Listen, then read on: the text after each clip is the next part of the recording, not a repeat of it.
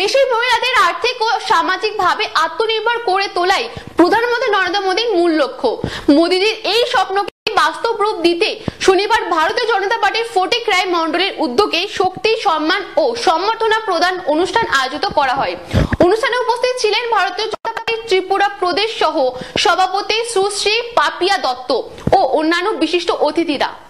মহিলা সশক্তিকরণের মাধ্যমে দেশের মহিলাদের আর্থিক ও সামাজিকভাবে আত্মনির্ভর করে তোলাই দেশের যশস্বী প্রধানমন্ত্রী শ্রদ্ধেয় নরেন্দ্র মোদীজির মূল লক্ষ্য। মোদীজির এই স্বপ্নকে বাস্তব রূপ দিতে আজ ভারতীয় জনতা পার্টি ফটিক রায় মন্ডলের উদ্যোগে ফটিক রায় বিধানসভার অন্তর্গত সমস্ত এসএইচজি, এনজিও, সিআরপি ও বিও এর দিদিদের নিয়ে আয়োজিত শক্তি, সম্মান ও সংবর্ধনা প্রদান অনুষ্ঠান।